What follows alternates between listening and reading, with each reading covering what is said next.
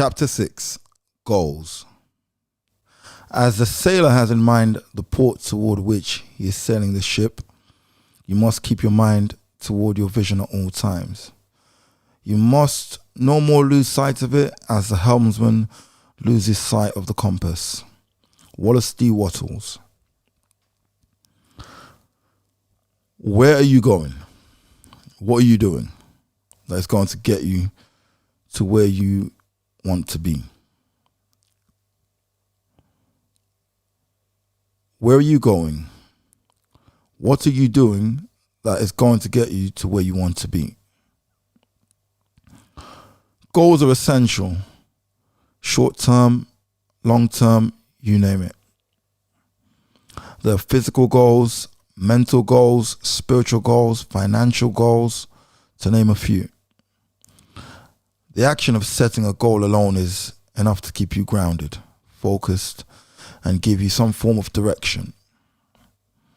As per the quote above, when the ship loses sight of the coastline and hits open sea, without a preset destination, a compass or the stars at night for guidance, then this ship is headed nowhere in particular and likely to end up anywhere, if it ever does find land again.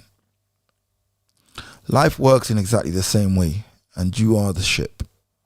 You wouldn't sail away from the coastline without a preset destination, would you?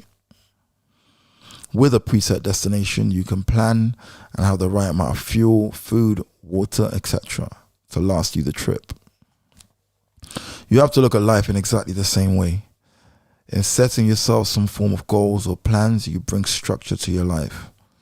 Without goals and plans, you are nothing more than a ship set adrift on the ocean at the mercy of the elements with no direction, sailing back into the ports you've just left over and over again. In setting goals and plans, you save yourself from a lot of unnecessary distraction. A ship on the open sea could be prone to bad weather, pirates, etc. In the same way, there will be similar obstacles you put in your own way simply by not having a goal or plan of your own. By not having a goal of your own, you then by default sign up for everyone else's goals and plans you encounter on your travels. By having your own goals in place, by default you will attract similar people with similar goals to help you in your journey, and also become so much more easier to identify the people that you do come across that either have no goals of their own or do not have similar principles or your best interests at heart. With no plan or goals, this is virtually impossible, as you would most likely have nothing to do and nowhere to be, which would mean you have the time to stop and entertain every person you encounter.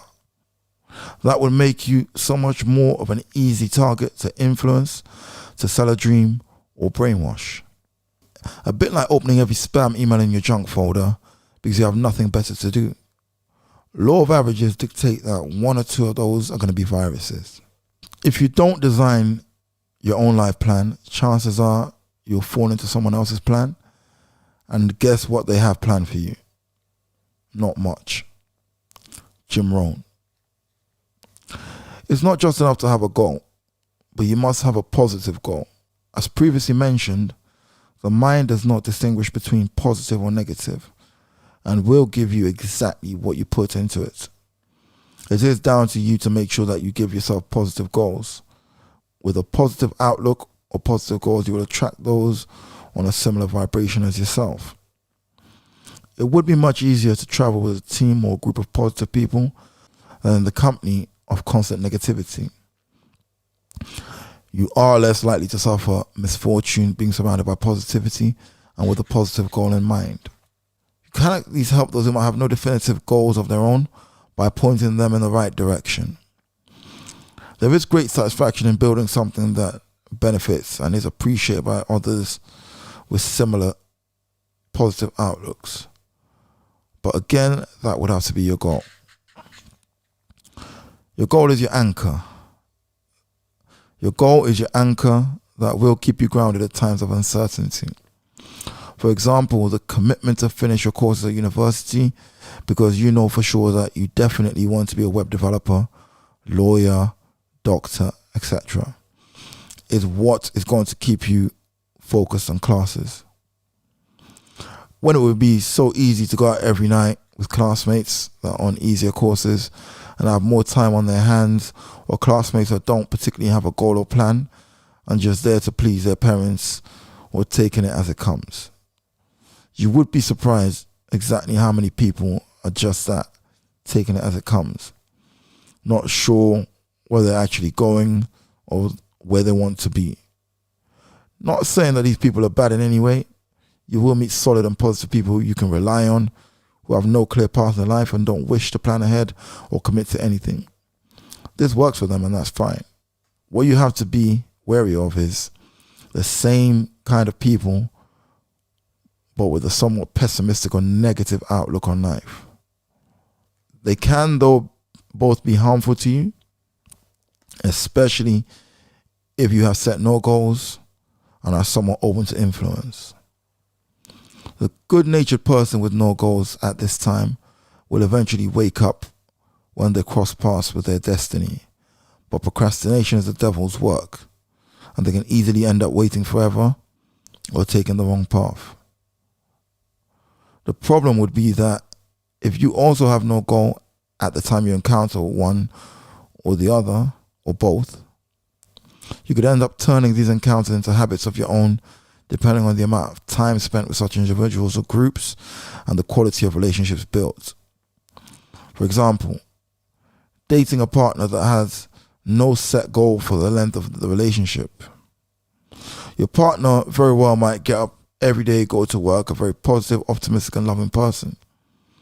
Where the problem would come would be after a certain period of time where you had grown close, meaning you had now mirrored and developed each other's habits.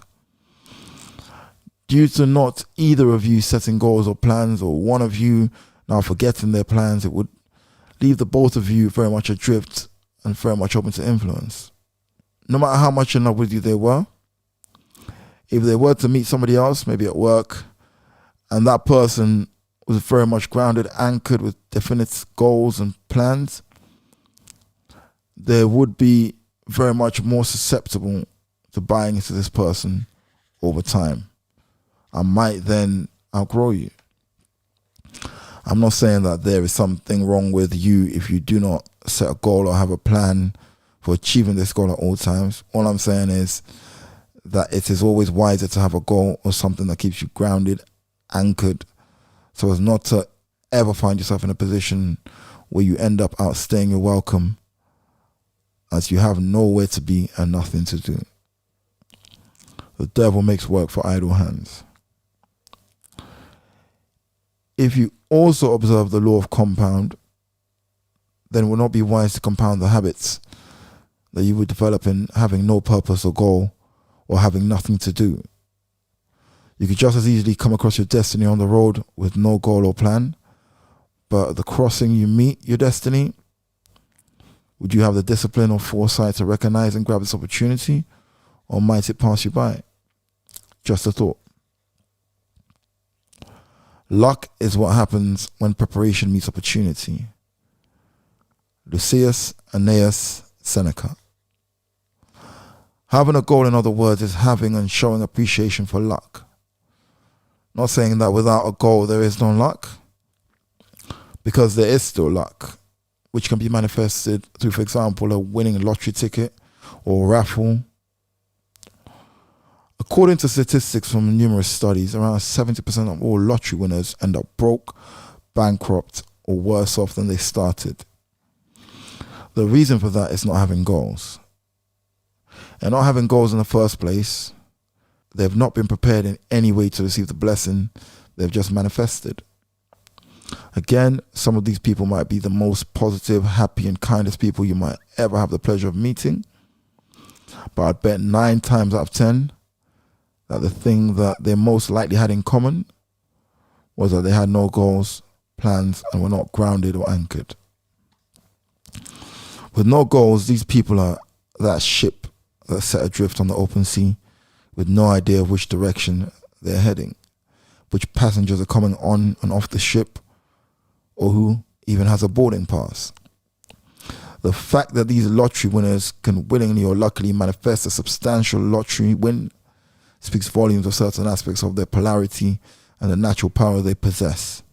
But without direction or having a goal, then they have instantly turned what might be another man's blessing into sometimes their biggest lesson. Imagine winning millions of pounds or dollars with no goal or solid financial plan. For those that are not even accustomed to earning thousands of pounds before in their life, this could be life-changing. They could now live in the house or houses they had always dreamed of, drive the cars they had always wanted to, visit all the places in the world they had seen in the magazines or on the television. The difference between someone with a goal and someone without one is that the person with a plan would celebrate their newfound wealth and then get right back to their plan to achieve the goal they had in mind.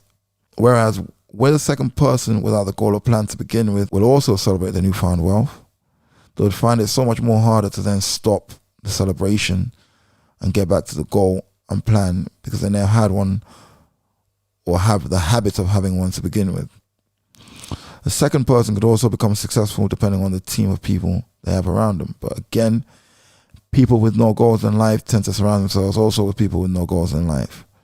It would be virtually impossible to be able to handle their newfound wealth and to make an even greater success of themselves. The first person with goals, however, would most likely have a good support network of friends, family, etc. that already have the habit of setting goals, which is how they would keep themselves grounded and appreciate their lottery win for the blessing that it is. No two minds ever come together without thereby creating a third invisible, intangible force which may be likened to a third mind. When a group of individual minds are coordinated and function in harmony, the increasing energy created through that alliance becomes available to every individual in the group. Napoleon Hill. This is why a goal is essential. But remember, having the right or wrong goals is still always going to attract you the right team. Never forget that even Adolf Hitler had the right team. The Ku Klux Klan is also the right team. Both filled with like-minded people that collectively, right or wrong, believe in their cause enough to plan and go out and execute them. Be very mindful that you are aware and certain of the goals you set yourself and that the team you choose to create or join has the same goals, plans, and values. With the right goal and the right team, you are unstoppable and nothing is impossible. Your team should help you develop into a better version of yourself. You can have multiple teams, such as a sales team at work, which can help develop you into a better salesperson. Your family, who will help you grow in every way. Your priest, rabbi, or imam, who will help you grow spiritually. Your football team, help you stay fit. Your book club, help you expand your horizons, and the list goes on. You can also get a team of drug dealers, cartel, fraudsters, pedophiles, thieves, murderers, etc.